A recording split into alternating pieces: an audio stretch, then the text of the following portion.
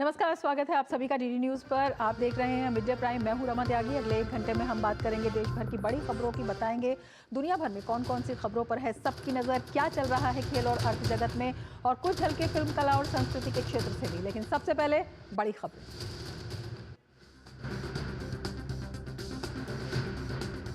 महाराष्ट्र के सियासी घमासान में धुआंधार रैलियों के जरिए पीएम मोदी भरेंगे हुंकार। अमित शाह, उद्धव ठाकरे, शरद पवार समेत एमवीए नेता ठोक रहे हैं चुनावी ताल।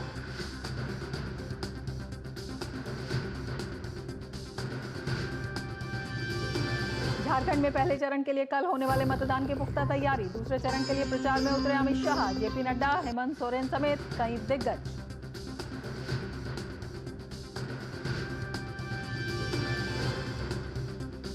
रक्षा मंत्री राजनाथ सिंह ने आईडीएफए इंडिया रक्षा संवाद को किया संबोधित। 2023 तक 50,000 करोड़ रुपए के रक्षा निर्यात के लक्ष्य को बताया प्राथमिकता।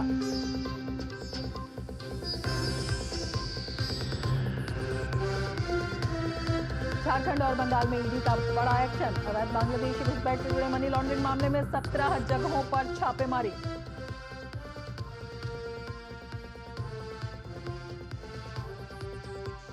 दिल्ली में आज अंतर सरकारी रूसी भारतीय आयोग की 25वीं बैठक। विदेश मंत्री डॉक्टर एस जयशंकर और रूस के प्रथम उप प्रधानमंत्री कर रहे हैं सह अध्यक्षता।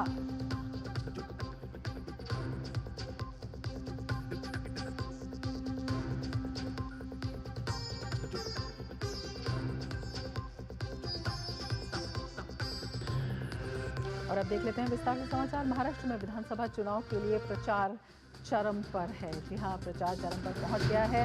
विभिन्न राजनीतिक दलों के नेता मतदाताओं का समर्थन जुटाने के लिए पूरे राज्य में रैलियां, रोड शो और जनसभाएं कर रहे हैं। चुनाव को लेकर जैसे जैसे वोटिंग की तारीख नजदीक आ रही है, वैसे वैसे राज्य में विधानसभा चुनाव को लेकर सरगर्मियां तेज हो गई हैं। बीजेपी के स्टार प्रचारकों में से एक प्रधानमंत्री नरेंद्र मोदी महाराष्ट्र में ताबड़तोड़ रैलियां कर रहे हैं। पीएम मोदी आज महाराष्ट्र में 3 विशाल जनसभाएं करेंगे। अब से थोड़ी देर पहले पीएम चिमूर में जनसभा करेंगे। अब से थोड़ी देर बाद उसके बाद सोलापुर और पुणे में महायुति उम्मीदवार के लिए समर्थन मांगेंगे। महाराष्ट्र विधानसभा चुनाव के प्रचार के लिए महायुति और महाविकास आघाड़ी के नेताओं ने पूरी ताकत झोंक दी है। प्रधानमंत्री नरेंद्र मोदी का यह पिछले 5 दिनों में तीसरा दौरा है। महाराष्ट्र की सभी 288 विधानसभा सीटों पर 20 नवंबर को मतदान होने वाला है। वहीं चुनाव के परिणाम 23 नवंबर को घोषित किए जाएंगे। तो सरगर्मियां तेज हो गई हैं और सभी ने पूरी ताकत जोड़ दी है। प्रधानमंत्री नरेंद्र मोदी की भी महाराष्ट्र में आज ताबड़तोड़ रैलियां हैं।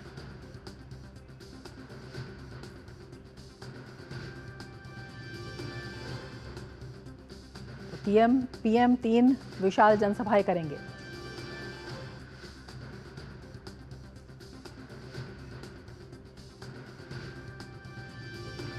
महाराष्ट्र में विधानसभा चुनाव के लिए महायुति और महाविकास आघाड़ी दोनों गठबंधन अपनी अपनी जीत के दावे कर रहे हैं। दोनों गठबंधनों की तरफ से चुनावी घोषणा पत्र सामने आने के बाद दिग्गज नेताओं ने प्रचार में पूरी ताकत झोंक दी है।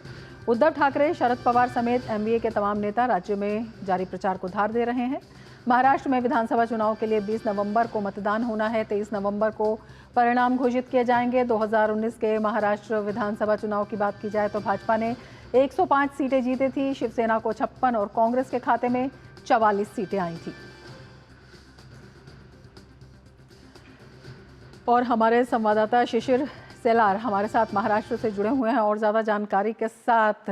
शिशिर, पूरी ताकत सभी दलों ने झोंक दी है। प्रधानमंत्री की भी आज 3 बड़ी रैलियां, क्या कुछ जानकारी आपके पास, किस तरह से तैयारी है?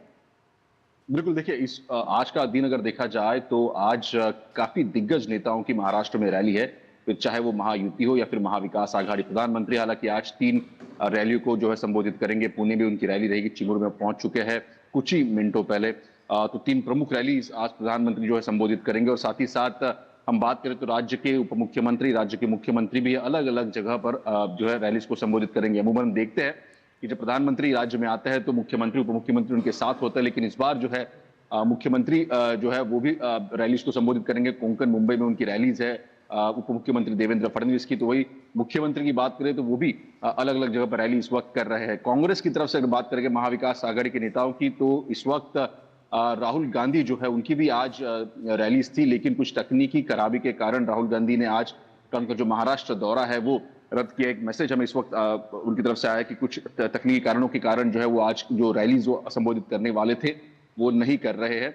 लेकिन कांग्रेस के अन्य जो नेता है वो इस वक्त महाराष्ट्र में है, फिर चाहे नाना पटोले की बात करें वो भी विदर्भ में रैलीज को संबोधित करेंगे। तो ऐसे में एक तकरीबन अगर देखा जाए चाहे वो मराठवाड़ा विदर्भ हो या पश्चिम महाराष्ट्र, हर जगह पर प्रमुख दिग्गज नेताओं जो दोनों तरफ से है वो रैलीज को संबोधित करेंगे। जी, आपसे जानना चाहेंगे, प्रधानमंत्री आज जिन इलाकों में रैली कर रहे हैं वहां का चुनावी समीकरण क्या है, किन मामलों में खास हैं वो इलाके? बिल्कुल, देखिए सबसे प्रमुख बात करेंगे तो विदर्भ की। विदर्भ में हालांकि पिछले अगर 2014 के बाद अगर देखा जाए तो बीजेपी ने वहां पे अच्छी पैठ बनाई है, लेकिन पिछले लोकसभा चुनाव की अगर हम बात करें तो वहां पर कांग्रेस को जो है काफी अच्छी सफलता मिली है। विधानसभा की बात करें तो 2019 की विधानसभा में भी जो है कांग्रेस ने वहां पर अच्छा परफॉर्मेंस किया था। अगर उसका कंपैरिजन 2014 की विधानसभा से करें तो धीरे धीरे हालांकि कांग्रेस जो है वो चाहती है कि विदर्भ में अपना एक जो पुराना उनका राज था वो फिर से प्रस्थापित हो जाए, क्योंकि विदर्भ जो है कांग्रेस का गढ़ कहा जाता था कुछ सालों पहले। लेकिन जिस प्रकार से जो है बीजेपी ने वहां पर जो है 2014 के बाद कमबैक किया है वो काफी स्ट्रांग था। हालांकि उसको फिर से अपने पास रखने का प्रयास जो है दोनों पार्टियां करेंगी, और इसीलिए प्रधानमंत्री का यह दौरा आज अगर देखा जाए तो उसके लिहाज से भी काफी महत्वपूर्ण है। नितिन गडकरी केंद्रीय मंत्री जो है वो भी आज विदर्भ में होंगे। विदर्भ में तकरीबन 7 से 8 रैलीज को जो है वो आज संबोधित करने वाले हैं। तो समझ सकते हैं कि ये जो इलाका है वो काफी महत्वपूर्ण रहा है दोनों ही पार्टियों के लिए, और इसीलिए ज्यादा से ज्यादा सीटें विदर्भ से पाने का प्रयास बीजेपी भी करेगी और साथ ही साथ कांग्रेस करेगी। दूसरी महत्वपूर्ण रैली जो है पुणे में होगी आज। पुणे में अगर देखा जाए तो बीजेपी की इस वक्त खास जो है काफी अच्छी पैठ है। यहाँ के जो सांसद है वो केंद्रीय मंत्री भी बन चुके हैं, मुरलीधर मोहोल यहाँ से आते हैं। तो ऐसे में पिछले कुछ दिनों सालों से जो काम जो है बीजेपी ने खासतौर पर सरकार ने पुणे में किया है, उसके मद्देनजर जो है बीजेपी ये प्रयास करेगी कि यहाँ पर भी जो है ज्यादा से ज्यादा विधायक उनके चुन के आए। जाहिर सी बात है पुणे में इस वक्त उन्हीं का सांसद है, बीजेपी का सांसद है, लेकिन ज्यादा से ज्यादा विधायक भी पुणे से चुनकर आए, ये प्रयास रहेगा। इसलिए प्रधानमंत्री जो है आज पुणे दौरा भी करेंगे। महत्वपूर्ण और एक बात इसमें यह भी है कि पुणे के जो आसपास का इलाका है, पश्चिम महाराष्ट्र का जो इलाका है, यहाँ पर जो है हम देख पाते हैं कि शरद पवार की पार्टी की काफी अच्छी पैठ है। लेकिन चूंकि अब एनसीपी के 2 फाड़ बन चुके हैं, अजित पवार एनसीपी जो है वो भी पुणे में अपना काफी दमखम रखती है, और साथ ही साथ जो पिंपरी चिंचवड वाला इलाका है जहां पे अजित पवार गुट के जो है लोग काफी माने जाते हैं। तो ऐसे में ये समीकरण भी किस प्रकार से साधने का प्रयास महायुति कर रही है ये भी देखना होगा। चूंकि प्रधानमंत्री यहाँ पे होंगे तो जाहिर सी बात है बीजेपी और महायुति को जो है यहाँ पर ज्यादा तरजीह मिलने की संभावना है। लेकिन जो गणित इस वक्त दिख रहा है वो इस प्रकार से अगर देखा जाए तो यहाँ पर भी कांटे की टक्कर महाविकास आघाड़ी और महायुति के बीच दिखाई दे रही है। जी रमा। बिल्कुल शिशिर, कांटे की टक्कर आप बता रहे हैं और तमाम दलों ने पूरी ताकत झोंक दी है। प्रधानमंत्री नरेंद्र मोदी भी आज ताबड़तोड़ रैलियां वहां पर कर रहे हैं। 5 दिनों में उनका ये तीसरा यहां पर दौरा है। आपसे आगे भी जो है जानकारी लेते रहेंगे शिशिर। फिलहाल शुक्रिया पूरी जानकारी के लिए।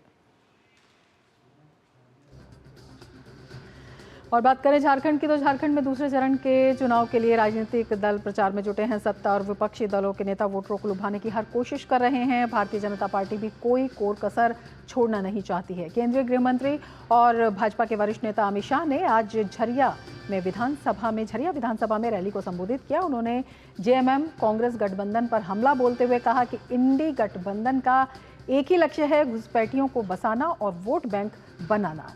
साथ ही उन्होंने कहा कि झारखंड में भाजपा की सरकार बनने के साथ ही घुसपैठियों को बाहर का रास्ता दिखाया जाएगा। को लाल जाजम बिछाकर बुलाते हैं।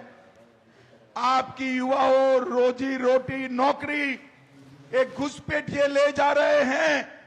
हमारी आदिवासी बहनों से दूसरी तीसरी चौथी शादी कर कर उनकी जमीन कब्जाते हैं। मैं आज धनबाद वालों कहकर जाता हूं, भाजपा सरकार बना दो, एक एक घुसपैठिए को चुन चुन कर भारत के बाहर निकालने का काम भाजपा सरकार। इसके साथ ही अमित शाह ने कांग्रेस और जेएमएम के नेताओं के घर से करोड़ों रुपए मिले और उससे गिनने के लिए नोट गिनने वाली मशीन लगानी पड़ी, इस मुद्दे को भी प्रमुखता से उठाया। कांग्रेस के सांसद, जेएम की सरकार के मंत्री आलमगीर आलम के घर से 35 करोड़ रुपया पकड़ा जाता है और कांग्रेस के सांसद के घर से 350 करोड़ रुपया पकड़ा जाता है। अब 350 करोड़ रुपया पकड़ लिए, गिनना कैसे? पूरी रांची की नोट गिनने की मशीन इकट्ठी की, 27 मशीनें, और पूरा दिन गिनती रही, मशीनें गर्म हो गई, इनकी नोट खत्म नहीं हुई भैया, नोट खत्म नहीं। और हमारे संवाददाता दिवाकर हमारे साथ जुड़े हुए हैं और ज़्यादा जानकारी के साथ। दिवाकर, अगर देखा जाए तो यहाँ भी चुनाव में अगर देखते हैं तो कड़ी टक्कर है, लेकिन सबसे पहले हम देख लेते हैं भाजपा के वरिष्ठ नेता और केंद्रीय गृह मंत्री अमित शाह घुसपैठ को और भ्रष्टाचार को एक बड़ा मुद्दा वहाँ पर बना रहे हैं। कितना बड़ा मुद्दा ये वहाँ पर दिखाई दे रहा है? देखिए, निश्चित तौर पर झारखंड के सभी इलाके, चाहे वो पहले चरण, चूंकि अब ये प्रचार जो है ये दूसरे चरण के लिए अब आज कोयलांचल में शिफ्ट हो गया है। कोयलांचल के जो इलाके हैं, धनबाद है, गिरिडीह है, और उसके बाद कल प्रधानमंत्री नरेंद्र मोदी संथाल में पहुंचेंगे और वहां पर देवघर और गोड्डा में रैली करेंगे। लेकिन आज साफ तौर पर केंद्रीय गृह मंत्री की इससे पहले भी आधा दर्जन से ज्यादा रैलियां झारखंड में हो चुकी है और रोड शो भी उन्होंने किया है, जिसमें साफ तौर पर जो भ्रष्टाचार का जो एक मुद्दा है, किस तरीके से झारखंड में भ्रष्टाचार पला है पिछले 5 वर्षों में, खुला है, और कांग्रेस के नेताओं के घर से और उसके मंत्री के यहाँ से जो बरामदगी हुई है उस पर साफ तौर पर उन्होंने केंद्रीय गृह मंत्री ने निशाना साधा। साथ ही साथ एक बात उन्होंने साफ तौर पर कहा कि संथाल में जो घुसपैठ जो बैठ कर गए हैं, बैठ कर यहाँ रह रहे हैं, उनको अगर भाजपा की यहाँ सरकार बनेगी तो चुन चुन कर उनकी पहचान की जाएगी और उनको बाहर निकाला जाएगा। तो एक बड़ा मुद्दा झारखंड में ये दो जो मुद्दे हैं, ये तो पूरे चुनावी जो कह सकते हैं अभियान चल रहा है उसमें तो चल ही रहा है। साथ ही साथ जो अन्य मुद्दे हैं, जो रोटी बेटी और माटी का मुद्दा है, जिसको लगातार भारतीय जनता पार्टी उठा रही है, उसके जरिए भी एक मुद्दा जो ये चुनावी माहौल में गरमाया हुआ है, उसके लिए काट के तौर पर जो इंडी गठबंधन है उसको कुछ समझ में भी नहीं आ रहा है। लेकिन लगातार भारतीय जनता पार्टी की ओर से ये कहा जा रहा है कि संथाल में जो डेमोग्राफी बदला है उसमें कहीं ना कहीं जो झारखंड की सरकार है उसका हाथ है। तो ये आरोप प्रत्यारोप का दौर चल रहा है। और आज अमित शाह की रैली जो झरिया में हो रही थी धनबाद के पास, उसमें भी उन्होंने साफ तौर पर कहा कि जो झारखंड में घुसपैठिए आ गए हैं और जो भ्रष्टाचार, नोटों का जो अंबार मिल रहा है, उन तमाम चीजों पर अगर भाजपा की सरकार बनती है तो विराम लगाया जाए। जी बिल्कुल, बड़े मुद्दे भी हैं और सियासी गर्मी भी है। इसी बीच प्रथम चरण का चुनाव भी है, क्या कुछ तैयारियां हैं? देखिए, प्रथम चरण के चुनाव के लिए कल से ही पोलिंग पार्टियों की रवानगी शुरू हो गई थी। जो हेलीकॉप्टर से दुर्गम इलाके में, झारखंड का जो बहुत सारा इलाका जो फर्स्ट फेज में जहाँ चुनाव हो रहे हैं, चाहे वो गढ़वा का इलाका हो, डाल्टनगंज के कुछ इलाके हो, चाईबासा के इलाके हैं, उन तमाम जगहों पर कल हेली ड्रॉपिंग कराई गई और मतदान कर्मियों को भेजा गया। आज मैं सुबह से कई जो पोलिंग पार्टियों की रवानगी की तस्वीर थी वो मैं अपने कैमरों में भी कैद किया और आपके साथ शेयर भी किया। तो उन जगहों पर भी लगातार जो मतदान कर्मी है वो जोश और उत्साह के साथ रवाना हुए। कई ऐसी जगह हैं जहां पोलिंग पार्टियां पहुंच भी चुकी है। लेकिन पहले चरण की अगर हम बात करें, जिन 43 सीटों पर चुनाव हो रहा है, उसके लिए कल वोटिंग होगी। जो ग्रामीण इलाके हैं वहां शाम 4 बजे तक वोटिंग होगी और शहरी इलाके में जो करीब 2500 के आसपास बूथ है वहां पर शाम 5 बजे तक वोटिंग होगी। तो उस लिहाज से सारे मुकम्मल इंतजाम कर दिए गए हैं। अगर फर्स्ट चरण के हम दिग्गजों की बात करें तो जो झारखंड मुक्ति मोर्चा और कांग्रेस के कोटे के कई मंत्री हैं, चाहे वो बन्ना गुप्ता हो, मिथिलेश ठाकुर हो, इन तमाम लोगों की कल किस्मत कैद हो जाएगी। इसके अलावा भारतीय जनता पार्टी या एनडीए गठबंधन की बात हम करें तो वहां से जो चंपई सोरेन है, जो सीएम भी यहाँ के रह चुके हैं, उनकी किस्मत दाव पर लगी हुई है। कोटका से अर्जुन मुंडा की पत्नी मीरा मुंडा की किस्मत दाव पर लगी हुई है। सरयू राय की कल किस्मत दाव पे होगी। रांची में जो sitting MLA Bharatiya Janata party के हैं, चाहे वो नवीन जायसवाल हो, सीपी सिंह हो, ये तमाम दिग्गजों की कल किस्मत इसमें ईवीएम में दर्ज हो जाएगी और कैद हो जाएगी। और उसके बाद जो पहले चरण का जो प्रचार का जो शोर चला था, उसमें जो अगर मुद्दे की बात करें तो 3 बड़े मुद्दे निश्चित तौर पर यहाँ भी हावी रहे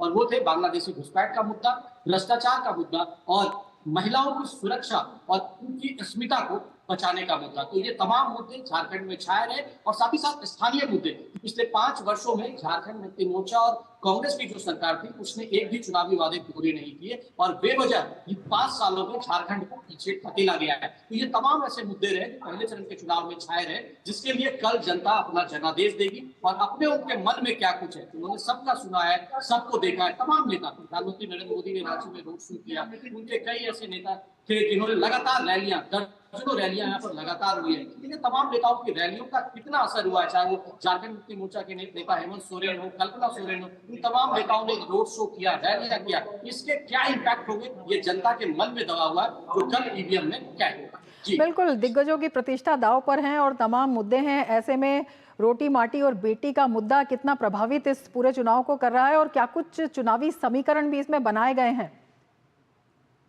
देखिए, निश्चित तौर पर जो चुनावी समीकरण की बात करते हैं तो यहाँ पर एनडीए गठबंधन का जो कुनबा है वो भारतीय जनता पार्टी, आसू पार्टी, जदयू और लोजपा रामविलास के जरिए 4 जो पार्टियां हैं उसके जरिए गठबंधन तैयार है। उधर अगर इंडी गठबंधन की हम बात करें तो वहां पर कांग्रेस, जेएमएम, राजद और सीपीआई एमएल है। तो इन तमाम दलों के बीच गठबंधन है, लेकिन जो इंडी गठबंधन है वो शुरू से ही एक तरीके से उनका कुनबा बिखरता हुआ नजर आया था। कई जगहों पर उनकी जो है फ्रेंडली फाइट सीपीआई एमएल के साथ फ्रेंडली फाइट हो रही है, कई जगहों पर कांग्रेस और आरजेडी के फ्रेंडली फाइट हो रही है। तो ये तमाम तरह की चीजें इंडी गठबंधन में देखने को मिल रही है। लेकिन जी भारतीय जनता दिवाकर। पार्टी ने शुरू से ही एक माइलस्टोन तय करने की कोशिश की। उन्होंने जो चुनावी वादे किए, पंचप्रण की घोषणा की, वो लगभग 1 महीना पहले पैदा कर दिए। और आप समझ सकते हैं कि झारखंड मुक्ति मोर्चा ने कल अपने जो मैनिफेस्टो है उसकी घोषणा की है। तो आप समझ सकते हैं कि लड़ाई किस तरीके की है। बहुत शुक्रिया दिवाकर तमाम जानकारी के लिए। और अब सीधे आपको महाराष्ट्र के चमू ले चलते हैं, जहां पर प्रधानमंत्री नरेंद्र मोदी एक चुनावी जनसभा को संबोधित कर रहे हैं। एक से बढ़कर एक शानदार संकल्प लिए गए हैं। एआई यूनिवर्सिटी की बात हो, वाटर ग्रिड प्रोजेक्ट हो, हर घर से पाइप से पानी हो, देहात में पक्का घर हो, डिजिटल कनेक्टिविटी को बढ़ाना हो, इसमें महाराष्ट्र के भविष्य को उज्जवल बनाने के लिए बहुत सारी योजनाएं और संकल्प की प्रस्तुति है। मैं महाराष्ट्र के आप सभी लोगों को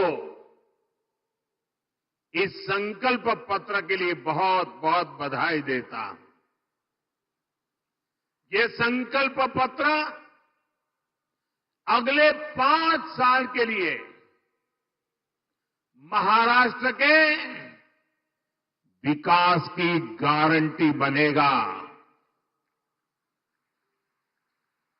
साथियों, महायुति के साथ साथ केंद्र में एनडीए की सरकार यानी महाराष्ट्र में डबल इंजन की सरकार यानी विकास की डबल रफ्तार। महाराष्ट्र के लोगों ने पिछले 2.5 वर्षों में विकास की इस डबल रफ्तार को देखा है। आज महाराष्ट्र देश का वो राज्य है जहां सबसे ज्यादा विदेशी निवेश हो रहा है। फॉरेन डायरेक्ट इन्वेस्टमेंट, यहां नए एयरपोर्ट बन रहे हैं, नए एक्सप्रेस वेज बन रहे हैं। आज महाराष्ट्र में करीब 1 दर्जन वंदे भारत ट्रेनें चल रही है। राज्य के 100 से ज्यादा स्टेशनों का कायाकल्प किया जा रहा है। राज्य में कई रेल मार्गों का विस्तार हो रहा है। साथियों, महायुति की सरकार किस स्पीड से काम करती है और ये अगाड़ी वालों की जमात कैसे कामों को रोकते हैं, चंद्रपुर के लोगों से बेहतर ये बात और कौन जानेगा। यहां के लोग दशकों से रेल कनेक्टिविटी की मांग कर रहे थे। लेकिन कांग्रेस और अघाड़ी वालों ने कभी भी ये काम होने नहीं दिया। हमारी सरकार ने कांपा वरोरा रेलवे लाइन को मंजूरी दी। नागपुर से गढ़चिरौली रेलवे लाइन का काम भी अब बस पूरा होने की तैयारी में है। इससे किसको सुविधा मिलेगी? आपको ये सुविधा मिलेगी, आपका समय बचेगा, आपका पैसा बचेगा। भाइयों बहनों, महाराष्ट्र का तेज विकास ये अघाड़ी वालों के बस की बात नहीं है भाई।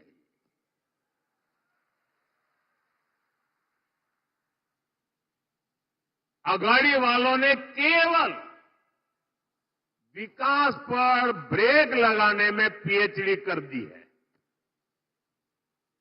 कामों को अटकाना, लटकाना और भटकाना, ये कांग्रेस वाले तो इसमें डबल पीएचडी है, एक्सपर्ट है। 2.5 साल में इन्होंने मेट्रो से लेकर बाढ़वन पोर्ट और समृद्धि महामार्ग तक हर विकास परियोजनाओं को रोकने का काम किया। इसलिए याद रखिएगा, अघाड़ियां ने भ्रष्टाचार के सबसे बड़े खिलाड़ी,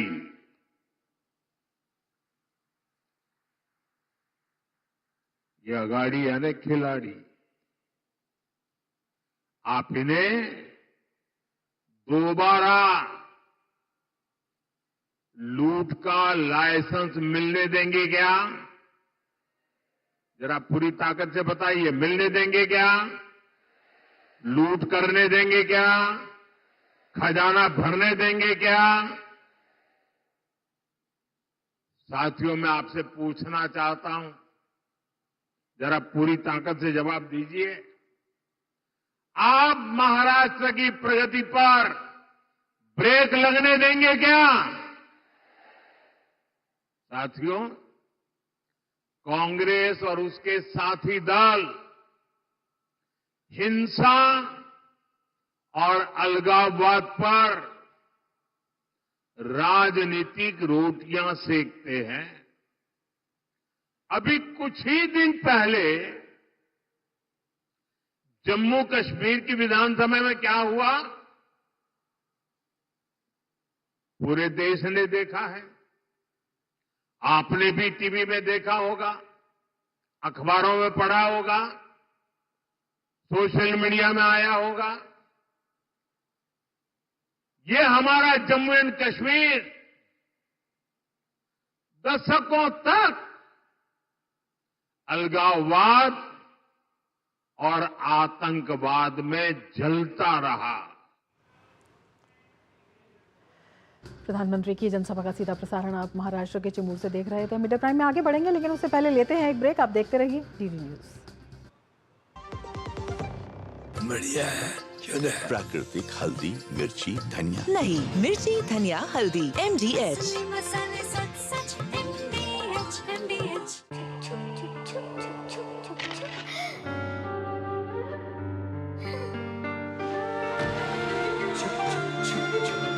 आ जाओ। Yes papa. जिंदगी किसी के लिए नहीं रुकती, हम भी आपको कहां रुकने देंगे। जिंदगी के हर मोड़ पर LIC है तो इंश्योर्ड है। LIC हर पल आपके साथ। 605।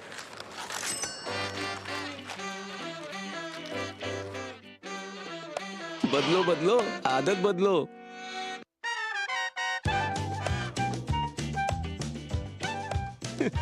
बदलो बदलो, आदत बदलो। अब नजदीकी बैंक जाकर फटे पुराने नोट्स बदलिए अगर बैंक मना करे तो आरबीआई के ओम्बुड्समैन से शिकायत करें। आरबीआई कहता है जानकार बनिए, सतर्क रहिए।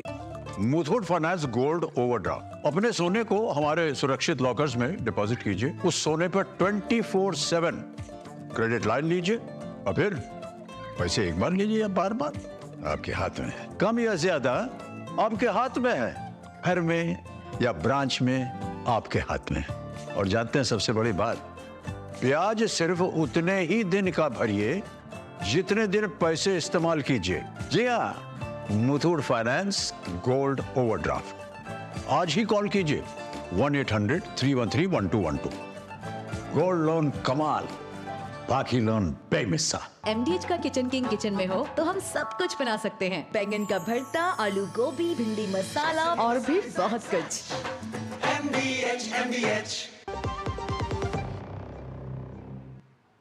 ब्रेक के बाद फिर से आपका स्वागत है। आगे बढ़ते हैं। ईडी ने बांग्लादेश से लोगों के संदिग्ध अवैध प्रवेश से जुड़े मनी लॉन्ड्रिंग मामले में मंगलवार को पश्चिम बंगाल के उत्तर 24 परगना जिले के कई स्थानों पर छापेमारी की। इसके साथ ही बोनगांव, हापड़ा, न्यू बैरकपुर और बैरकपुर में 2 जगहों पर ईडी की छापेमारी चल रही है। बोनगांव के पूरब पारा में टैक्सी ड्राइवर पिंटू हल्दर के घर पर ईडी ने छापेमारी की है। पिंटू पर सोना, क्रिकेट, सट्टा और अन्य माध्यमों से पैसे के लेन देन का आरोप है। पेट्रोपोल में ईडी ने करेंसी एक्सचेंज कारोबारी याकूब शेख की दुकान और घर में छापेमारी की है। ईडी ने हावड़ा स्थित कपड़ा व्यवसायी पार्थ साहा के घर पर छापेमारी की। ईडी की छापेमारी बोर्डघर, न्यू बैरकपुर में एक रेस्टोरेंट और बैरकपुर नगर पालिका के ठेकेदार और दवा व्यवसायी रानी मंडल के घर पर भी छापेमारी चल रही है।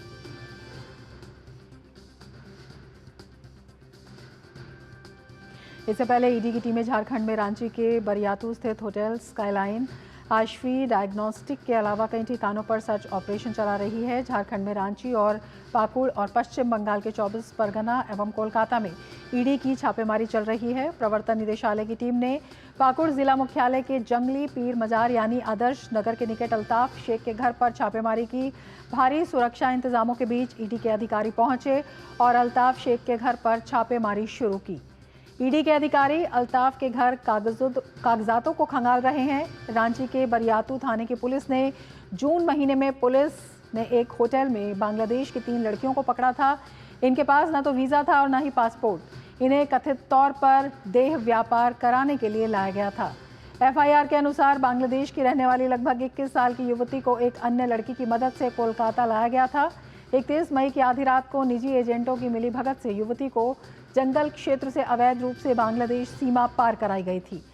जांच में पता चला था कि बांग्लादेशियों को बगैर पासपोर्ट या नकली कागजात के जरिए पश्चिम बंगाल से लेकर झारखंड तक में घुसपैठ कराने में एक पूरा नेटवर्क सक्रिय है और इस मामले में बड़े पैमाने पर पैसे का खेल हो रहा है। पुलिस की एफआईआर के आधार पर ईडी ने 16 सितंबर को पीएमएलए के तहत मनी लॉन्ड्रिंग का केस दर्ज करते हुए जांच शुरू की। अब इसी मामले में जांच आगे बढ़ाते हुए एजेंसी ने छापेमारी शुरू की है।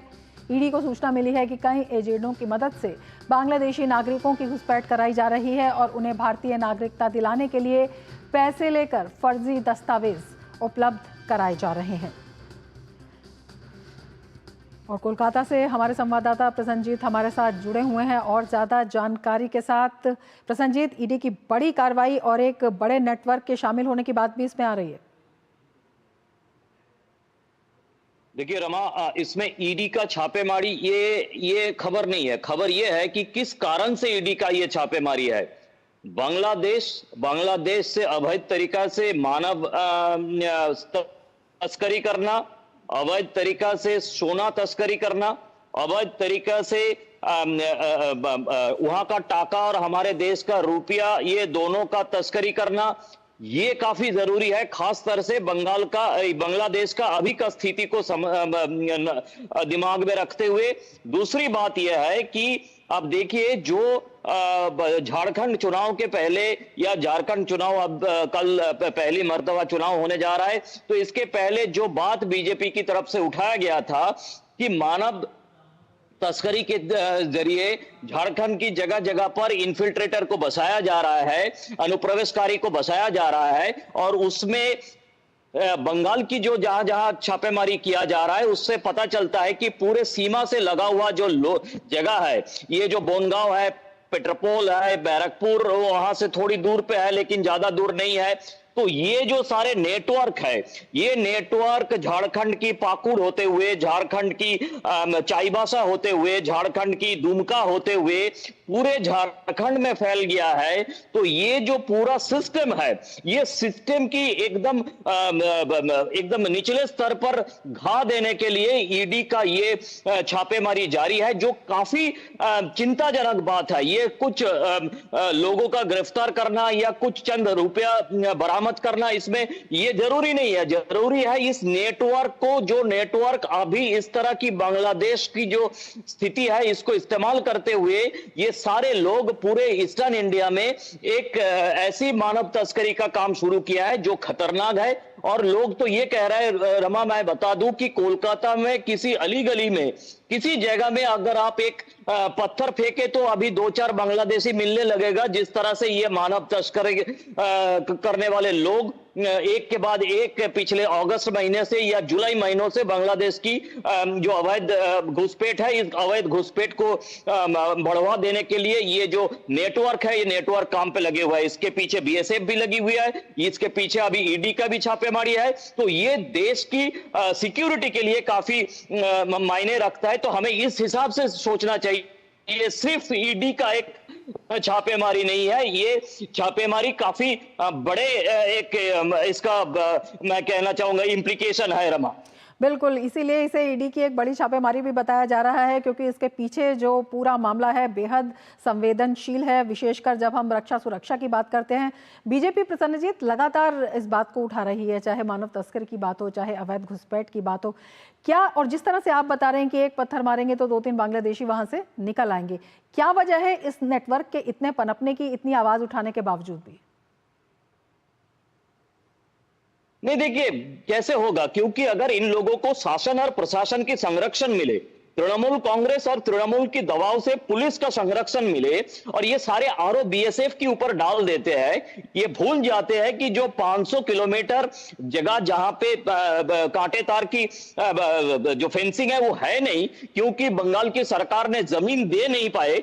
तो यहां से लेकर और जो सरकार अभी झारखंड में है उनकी संरक्षण में, और वहां की शासन और प्रशासन वहां की जो सरकारी दल है उसकी दबाव में आके, तो ये जो संरक्षण, क्योंकि आप देखिएगा कि यहाँ पे आधार कार्ड और वोटर कार्ड बनाने की जो नेटवर्क है उसमें पूरी की पूरी तरह से जो शासक है वो लगे हुए हैं, और पुलिस जानते हुए भी इसके पीछे कोई कार्रवाई नहीं कर पाती है, क्योंकि उसमें शाहजहां जैसे लोग लगे हैं। संदेशखाली की जो शाहजहां आप सब लोग नाम जानते हैं, मैं एक उदाहरण के हिसाब से शाहजहां बता रहा हूं। तो इस तरह की लोग जगह जगह पर है, और वैसे बीरभूम और मुर्शिदाबाद होते हुए झारखंड के ये जो छोटनाग संथाल परगना की जगह है, ये संथाल परगना की जगह एकदम सटा हुआ है। और वहां पे जैसे आपको पता है कि चुनाव में एक बहुत ही इनफेमस हुआ है, जमाई टोला कहते हैं, मतलब वहां पे जो बांग्लादेशी घुसपैठ आते, वहां पे एक आदिवासी महिला के साथ विवाह रचते हैं और ये जब दामाद बन जाते हैं, और एक ये जमाई टोला। तो ये जो पूरे नेटवर्क है ये पूरी की पूरी तरह से सरकारी संरक्षण में और शासन प्रशासन के संरक्षण में, इसीलिए ये इतना खतरनाक है और इसको पकड़ना मुश्किल है। ईडी के लिए ये चैलेंज है एक।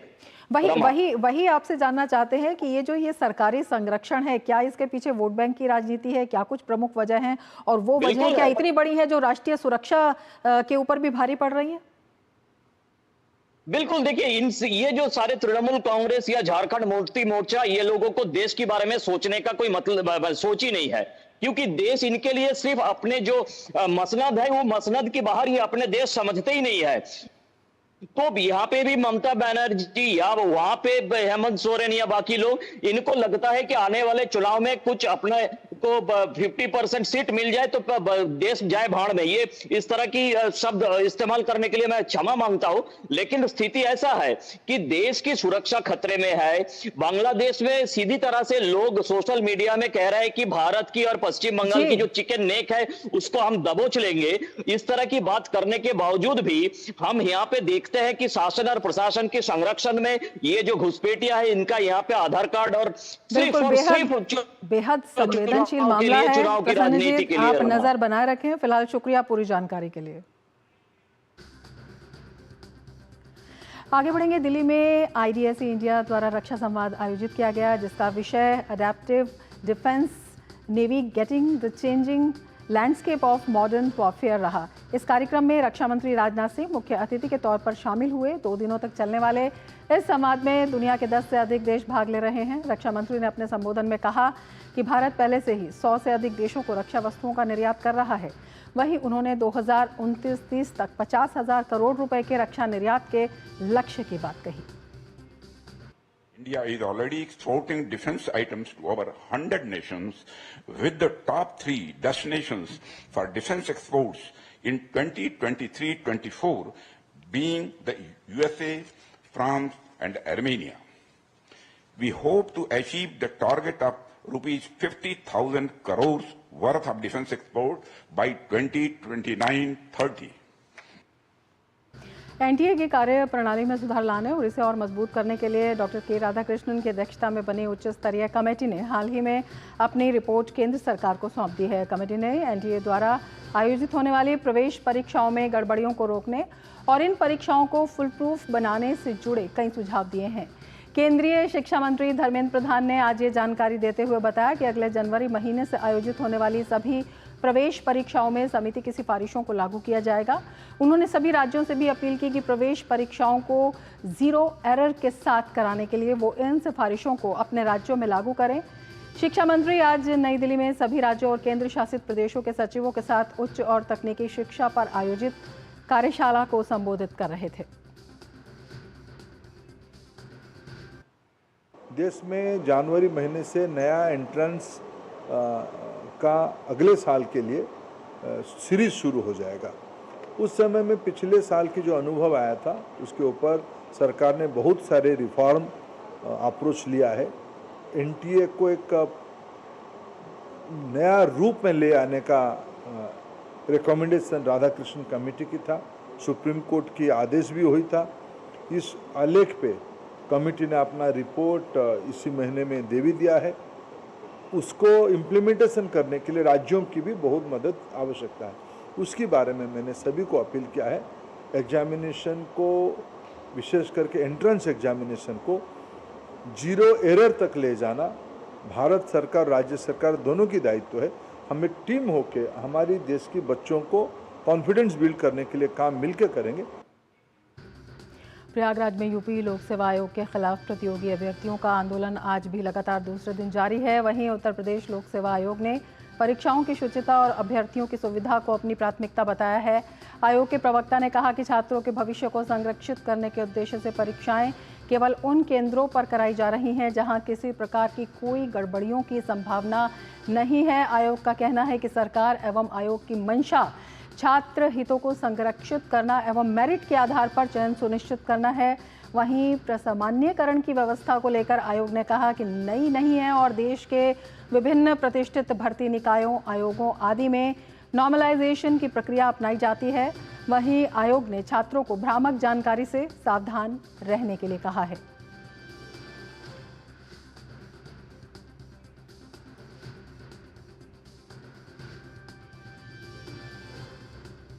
वहीं उत्तर प्रदेश के उप मुख्यमंत्री केशव प्रसाद मौर्य ने भी सभी सक्षम अधिकारियों से छात्रों की मांगों को संवेदनशीलता से सुनने और समाधान निकालने की बात कही है। उन्होंने ये सुनिश्चित करने के लिए कहा है कि छात्रों का कीमती समय आंदोलन में नहीं बल्कि उन तैयारियों में लगे। वहीं उन्होंने न्यायालय में लंबित मामलों का भी शीघ्र समाधान निकालने का आग्रह किया है, जिससे छात्रों का भविष्य अंधकार में न रहे।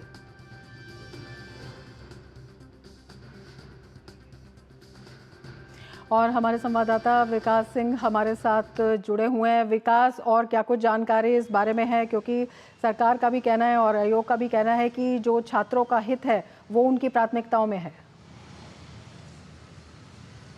जी बिल्कुल, आयोग की तरफ से ये कहा भी गया है कि जो भी निर्णय उठाए जा रहे हैं, जो भी कदम उठाए जा रहे हैं, वह छात्रों के हित में ही है।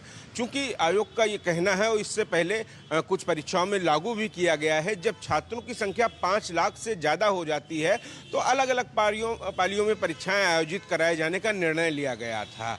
इससे पूर्व हमने देखा था उत्तर प्रदेश की पुलिस भर्ती परीक्षाओं में यही नियम लागू रहा और लगातार जो परीक्षाएं कराई गई उनमें किसी भी प्रकार के कोई प्रश्न चिन्ह नहीं रहे। परीक्षा को शुचिता को बरकरार रखने के लिए जो निर्णय लिए गए हैं, छात्रों का कहना है कि एक साथ परीक्षाएं कराई जाएं, लेकिन सबसे बड़ी बात आयोग की तरफ से जो कही जा रही है, क्योंकि उन केंद्रों पर किसी भी प्रकार के कोई प्रश्न चिन्ह ना रहे, नकल की कोई गुंजाइश न रहे, गड़बड़ी की कोई गुंजाइश न रहे, इसके मद्देनजर ही यह सारे कदम उठाए गए थे तब, जबकि इससे पहले पुलिस भर्ती परीक्षा और आरओ एआरओ परीक्षा यहां पर निरस्त की गई थी, जिसके बाद दोबारा पुलिस भर्ती परीक्षा का आयोजन किया गया और आरओ और एआरओ परीक्षा का आयोजन किया जा रहा है, जो दिसंबर में जिसकी परीक्षाएं आयोजित होंगी। आयोग ने इस संदर्भ में ये भी कहा है कि अगर नॉर्मलाइजेशन को लेकर विभिन्न सारे जो अभ्यर्थी हैं वो अगर कोई सुझाव देना चाहते हैं, कोई बेहतर सुझाव आता है तो उसको माना जाएगा।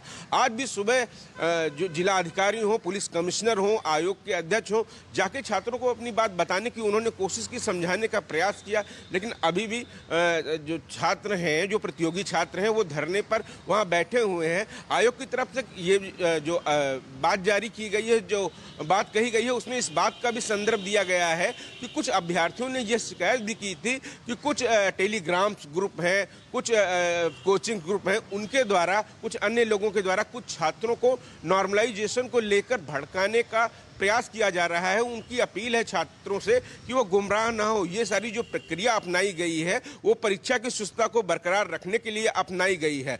चूंकि वो जो केंद्र अब चुने जाते हैं वो सरकारी केंद्र होते हैं, मानक के अनुसार होते हैं। वहां पर प्रत्येक अभ्यर्थी जो बैठता है वो सीसी कैमरे टीवी की निगरानी में रहता है। वहां पर किसी भी प्रकार की गड़बड़ी की कोई संभावना नहीं रहती है। और सबसे बड़ी बात, परीक्षा केंद्र वहां जिला मुख्यालय, रेलवे स्टेशन हुआ, बस स्टेशन हुआ, ट्रेजरी हुआ, इन सबसे मात्र 10 किलोमीटर की दूरी पर ही रहे। इसीलिए ऐसे परीक्षा केंद्रों का चयन किया गया है जिससे छात्रों की सुविधा बरकरार रहे। और वहां पर इससे पहले होता था कि तमाम सारे ऐसे केंद्र हो जाते थे जहां पर प्राइवेट होते थे, न जाने कोई सी नकल माफिया के वो सारे विद्यालय होते थे। तमाम सारे ऐसे केंद्र बनाए जाते थे जिससे परीक्षा केंद्र पर परीक्षा की शुचिता भंग होती थी और परीक्षा पे सवाल उठते थे, और हमने इससे पूर्व देखा भी। अब सरकार जबकि एक नया अध्यादेश पारित करवाया, उसने इसको एक नया कानून बनाया है और सरकार ये चाहती है कि 5 लाख से अधिक अगर छात्र हैं तो कई पालियों में परीक्षाएं आयोजित की जाएं। और जो रही बात नॉर्मलाइजेशन की नीति की, वो लगभग कहना है आयोग का कि लगभग सारी प्रतिष्ठित परीक्षाओं में ये नॉर्मलाइजेशन की प्रक्रिया अपनाई जाती है। क्योंकि अलग अलग पालियों में जब ये परीक्षाएं की हैं तो यह नियम लागू किया जाता है। अन्य परीक्षाओं में भी है। सुप्रीम कोर्ट ने भी नीट परीक्षाओं के मद्देनजर इसी तरह का एक आदेश दिया था। तो अगर छात्रों के पास कोई बेहतर सुझाव होता है तो आयोग उस पर विचार करने को तैयार है। फिलहाल सरकार की तरफ से यही कहा जा रहा है कि मेधा का सम्मान होगा, मेहनत का सम्मान होगा और किसी भी प्रकार से परीक्षा की शुचिता से कोई समझौता नहीं किया जाएगा। फिलहाल शुक्रिया पूरी जानकारी के लिए। आगे बढ़ेंगे। आज लोक सेवा प्रसारण दिवस मनाया जा रहा है। 1947 में आज ही के दिन राष्ट्रपिता महात्मा गांधी आकाशवाणी भवन आए थे। इस स्मृति में हर साल 12 नवंबर को ये दिन मनाया जाता है। उस दिन बापू ने नई दिल्ली स्थित आकाशवाणी भवन से हरियाणा के कुरुक्षेत्र में अस्थायी शिविरों में रह रहे विस्थापितों को संबोधित किया था। गांधी जी ने रेडियो के माध्यम को शक्ति के रूप में पहचाना और अपने संबोधन का आरंभ ये कहते हुए किया कि मेरे भाइयों और बहनों, आप परेशानियों का सामना कर रहे हैं और मैं नहीं जानता कि सिर्फ आप और कुछ अन्य लोग भी मुझे सुन रहे हैं।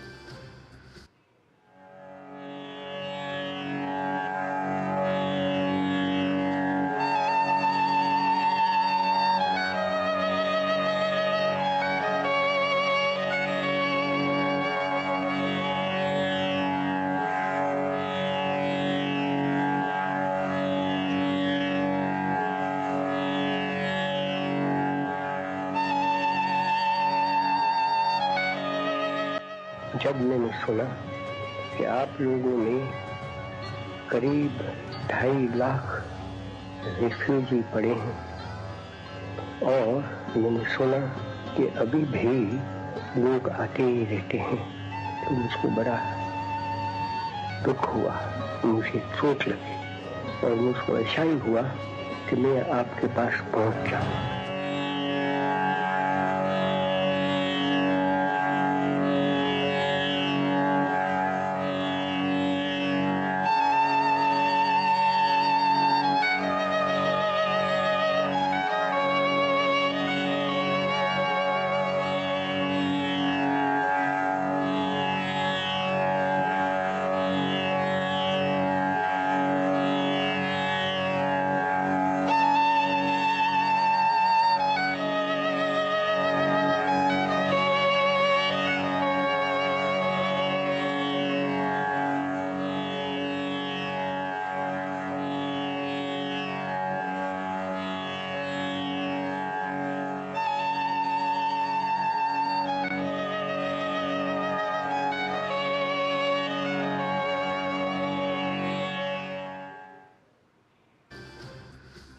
विदेश मंत्री डॉक्टर एस जयशंकर और रूस के प्रथम उप प्रधानमंत्री डेनिस मंटूरोव ने आज नई दिल्ली में व्यापार, तकनीकी, आर्थिक और सांस्कृतिक सहयोग पर भारत रूस अंतर सरकारी आयोग की 25वीं बैठक में भाग लिया। सत्र में विदेश मंत्री डॉक्टर एस जयशंकर ने व्यापार की चुनौतियों के साथ साथ प्रगति को लेकर बात की। विदेश मंत्री ने कहा कि भुगतान और लॉजिस्टिक्स के मामले में अभी कई चुनौतियां हैं। इस संबंध में उल्लेखनीय प्रगति हुई है, लेकिन अभी भी कुछ काम किया जाना बाकी है। साथ ही विदेश मंत्री ने कनेक्टिविटी को लेकर कहा कि इस और अंतर्राष्ट्रीय उत्तर दक्षिण परिवहन गलियारा, चेन्नई व्लादिवोस्तोक गलियारा और उत्तरी समुद्री मार्ग को आगे बढ़ाने पर संयुक्त प्रयास होने चाहिए। विदेश मंत्री ने कहा कि रूस हमारे लिए उर्वरकों का एक प्रमुख स्रोत बनकर उभरा है। इसी तरह भारत का फार्मास्यूटिकल उद्योग रूस के लिए एक किफायती और विश्वसनीय स्रोत के रूप में उभरा है। विदेश मंत्री ने विश्वास जताया कि 2030 तक दोनों देश 100 बिलियन अमेरिकी डॉलर के व्यापार लक्ष्य को प्राप्त कर लेंगे। बांग्लादेश में अंतरिम सरकार में नए सलाहकारों की नियुक्ति से विरोध प्रदर्शन शुरू हो गया है। सोमवार को पूरे देश में लोगों के विभिन्न वर्गों ने नए सलाहकारों की पिछली सरकार के दौरान निभाई भूमिका पर सवाल उठाया। गौरतलब है कि प्रोफेसर मोहम्मद यूनुस के नेतृत्व वाली अंतरिम सरकार ने शनिवार को व्यवसायी शेख बशीर उद्दीन, फिल्म निर्माता मुस्तफा सरोवर फारूकी और मुख्य सलाहकार के विशेष सहायक महफूज आलम को सलाहकार नियुक्त किया था।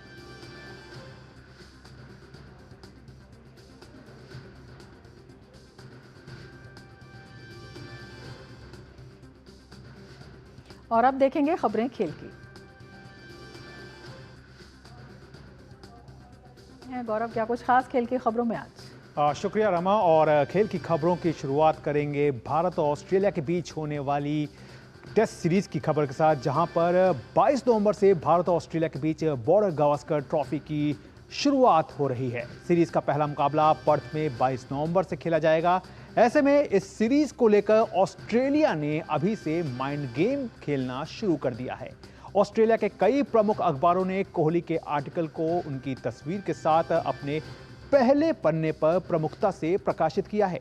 इतना ही नहीं, भारतीय फैंस को खुश करने के लिए ऑस्ट्रेलिया की मीडिया ने देसी अंदाज में आश्चर्यजनक रूप से हिंदी और पंजाबी में हेडलाइन भी लिखी है।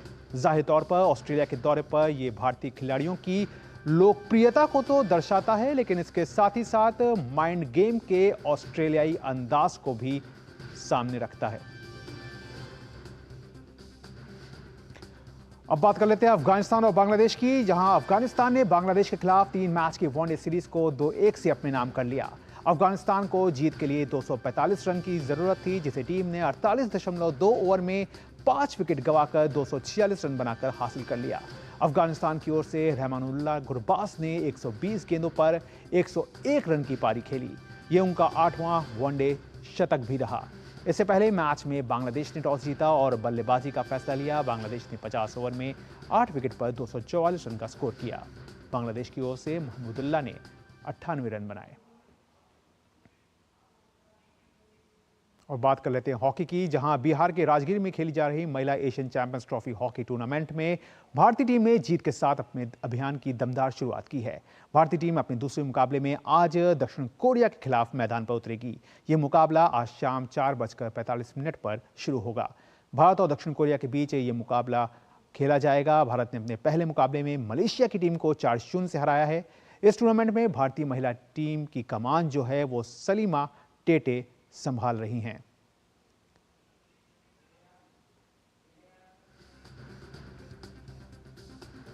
और बात कर लेते हैं बैडमिंटन की, जहां 2 बार की ओलंपिक पदक विजेता पीवी सिंधु और लक्ष्य सेन आज से शुरू हो रहे कुमामोतो मास्टर्स जापान सुपर 500 टूर्नामेंट में भारतीय चुनौती की अगुवाई करते हुए फॉर्म में लौटने का प्रयास करेंगे। इन दोनों खिलाड़ियों को पेरिस ओलंपिक में निराशाजनक प्रदर्शन के बाद अपनी सर्वश्रेष्ठ फॉर्म पाने के लिए संघर्ष करना पड़ा है।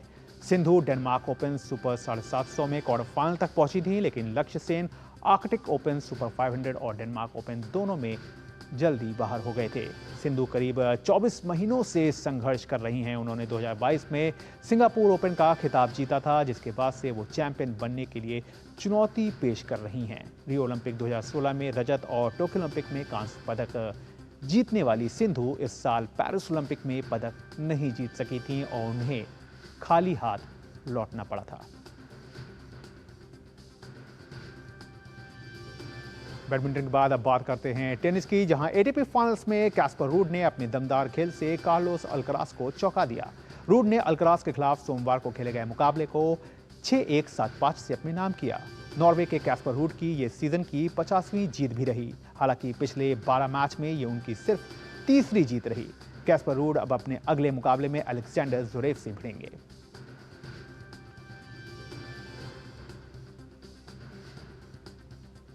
और अब बात फुटबॉल की, जहां फीफा विश्व कप 2026 के क्वालिफायर मुकाबले में शुक्रवार को अर्जेंटीना का सामना पैराग्वे से होगा।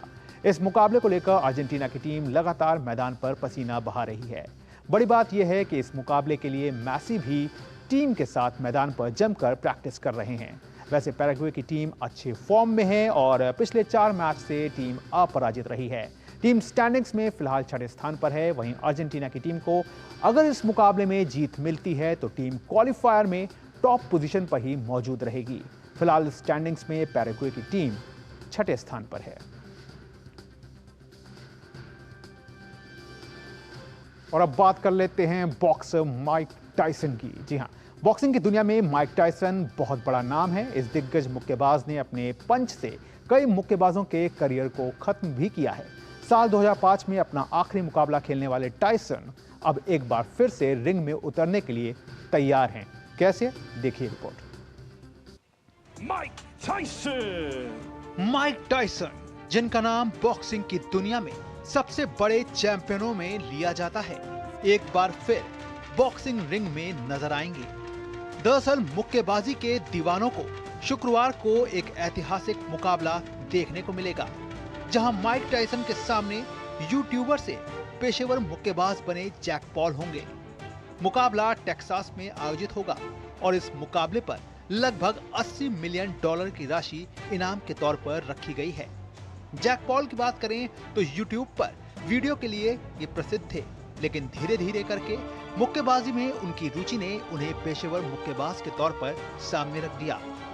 जैक पॉल की स्टाइल की बात करें तो ये मुक्केबाज काफी आक्रामक अंदाज में अपनी फाइट को सामने रखता है। ऐसे में टायसन के लिए पॉल के मुक्कों का जवाब देना आसान नहीं रहने वाला। वैसे माइक टायसन 1980 और 1990 के दशक में अपने दमदार पंच और शानदार तकनीक के लिए जाने जाते हैं। 20 साल की छोटी सी उम्र में हैवीवेट चैंपियन बनने का रिकॉर्ड माइक टायसन के नाम है। ऐसे में टायसन का अनुभव और उनकी आक्रामकता उनको बेहतर रूप में सामने रख सकती है। वैसे जाहिर तौर पर टायसन और जैक पॉल के बीच होने वाली ये भिड़ंत सिर्फ बॉक्सिंग रिंग तक सीमित नहीं होगी, बल्कि ये कहीं ना कहीं 2 पीढ़ियों के बीच के संघर्ष को भी सामने रखेगी। निश्चित रूप से इस मुकाबले पर दुनिया भर की निगाहें होंगी, जहां एक तरफ टायसन को लोग दोबारा पंच लगाते देखने के लिए बेताब दिखेंगे, तो वहीं युवा ऊर्जा से भरपूर जैक पॉल का तूफानी अंदाज भी लोगों को रोमांचित करेगा। Sports desk, DD news. तो वाकई बॉक्सिंग के जो दीवाने हैं उनके लिए शुक्रवार की जो रात होगी वो खास होगी, क्योंकि माइक टायसन को वो दोबारा देख सकेंगे रिंग में। बहरहाल खेल की दुनिया में फिलहाल इतना ही, लेकिन बाकी खबरों के लिए एक बार फिर से चलते हैं वापस रमा जी के पास। बहुत शुक्रिया गौरव तमाम जानकारी के लिए। और ख़बरों की दुनिया से जुड़े रहने के लिए अब डीडी न्यूज़ की खबरें और अपडेट्स यूट्यूब, फेसबुक, ट्विटर और इंस्टाग्राम और हमारी वेबसाइट पर भी उपलब्ध हैं। आप इन्हें फॉलो और सब्सक्राइब कर सकते हैं और पल पल की सही खबर, सच्ची खबर देख सकते हैं। इसके साथ ही मिड डे प्राइम में फिलहाल इतना ही। दीजिए इजाज़त, नमस्कार।